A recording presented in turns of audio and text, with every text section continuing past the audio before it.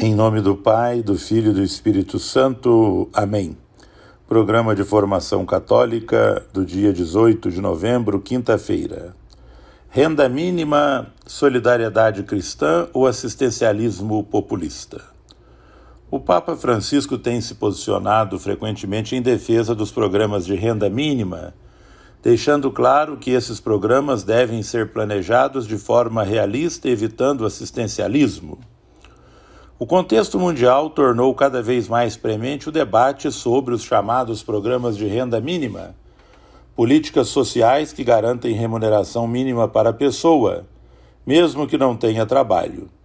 Existem várias modalidades possíveis para esses programas, como o seguro-desemprego, que atende os que perderam o emprego por um curto período, para que possam se recolocar no mercado.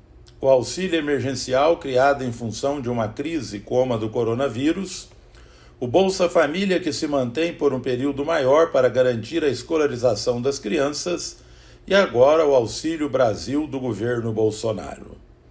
Muitas vozes têm se levantado contra esses auxílios, alegando que são assistencialistas e populistas, enquanto outras, como as de alguns empresários do setor de alta tecnologia, os defendem de forma até surpreendente. Antes de entender o que a doutrina social da Igreja diz sobre o tema, temos que entender o que está acontecendo para que esses auxílios terem entrado na ordem do dia. Primeiro, a crise do trabalho.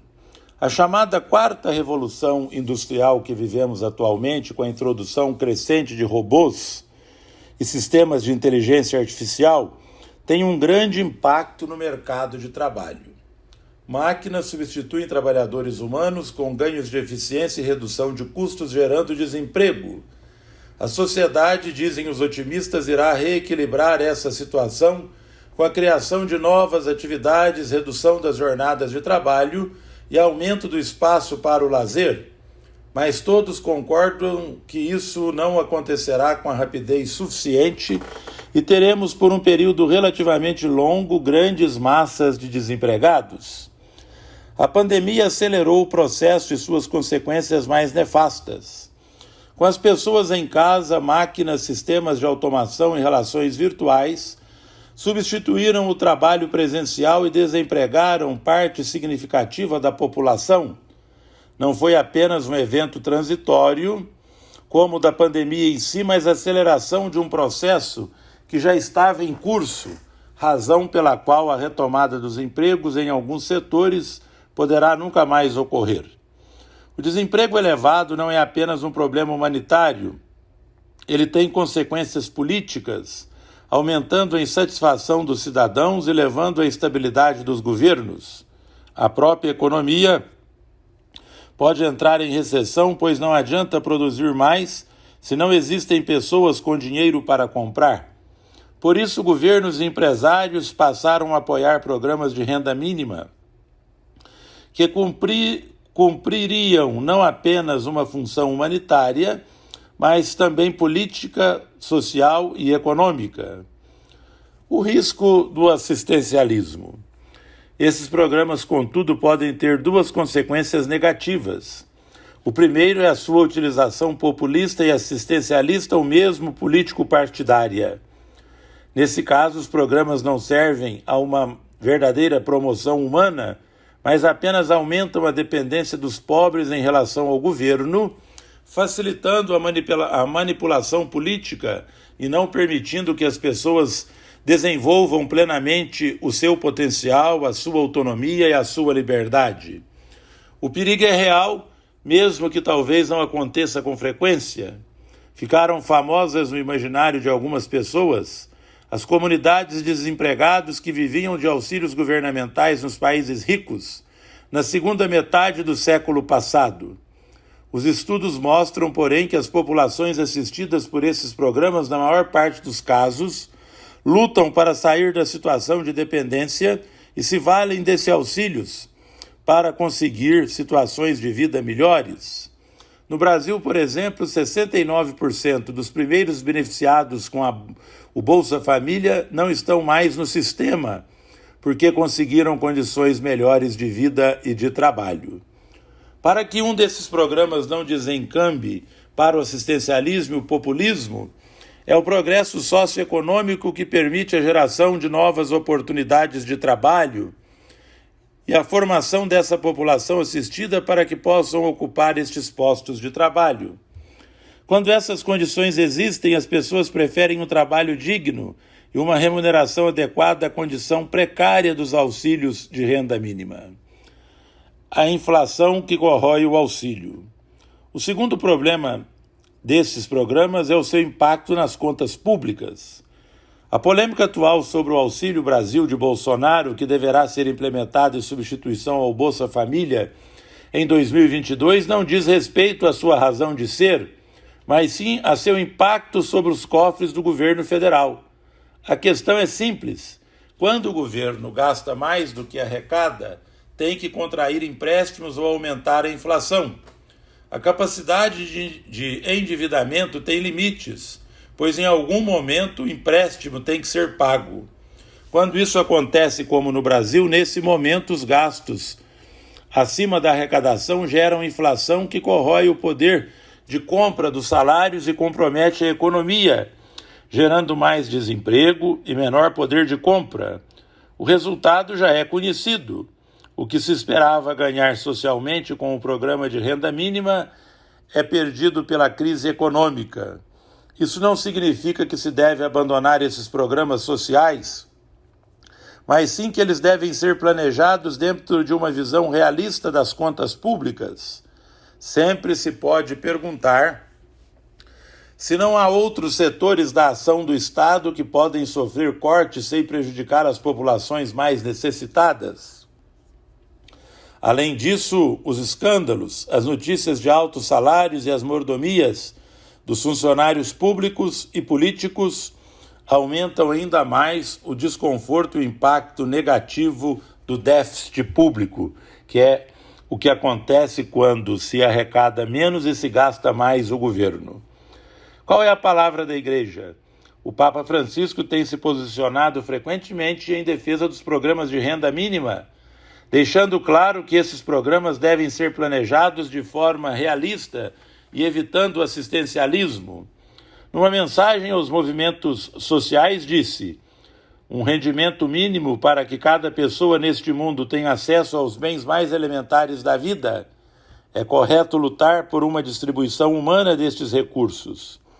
E é tarefa dos governos estabelecer esquemas fiscais e redistributivos para que a riqueza de uma parte seja partilhada equitativamente, sem que isso implique um fardo insuportável, especialmente para a classe média, que geralmente, quando existem estes conflitos, é a que mais sofre.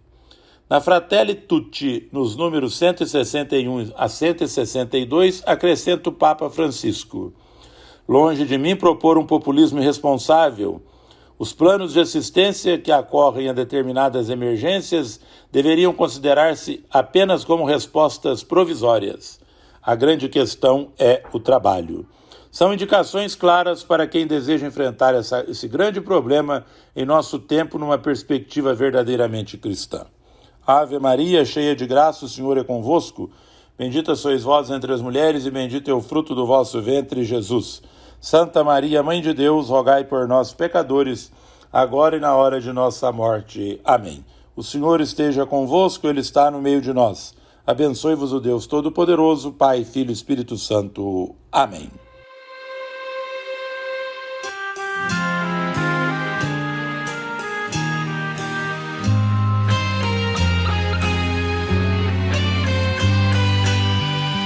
Deus de amor e de ternura contemplamos este mundo tão bonito que nos deste.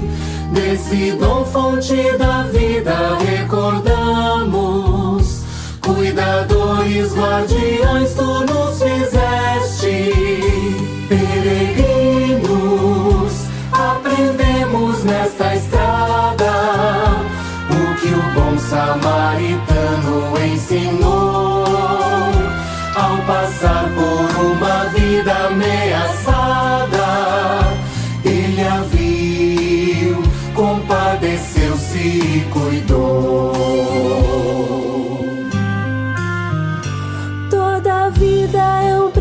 semente é sagrada, seja humana, vegetal ou animal.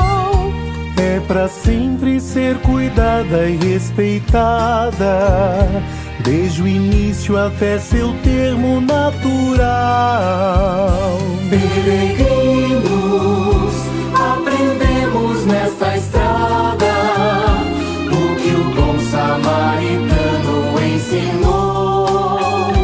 Ao passar por uma vida ameaçada, ele a viu, compadeceu-se e cuidou.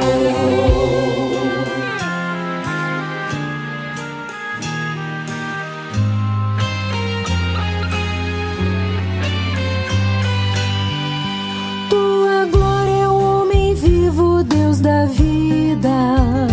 Ver felizes os teus filhos, tuas filhas. É a justiça para todos sem medida, é formarmos no amor bela família. Peregrinos, aprendemos nesta estrada o que o bom samaritano ensinou. Ao passar por uma vida ameaçada, ele a viu, compadeceu-se e cuidou.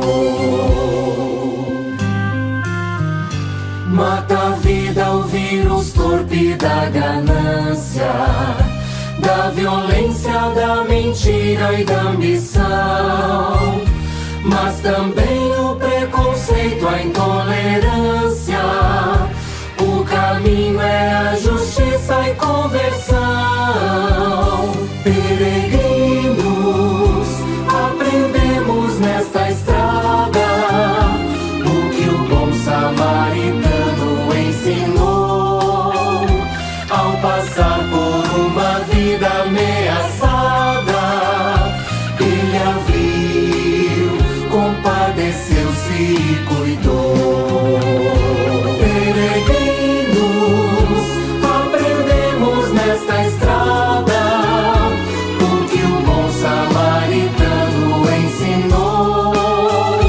Ao passar por uma vida ameaçada, ele a viu, compadeceu-se e cuidou.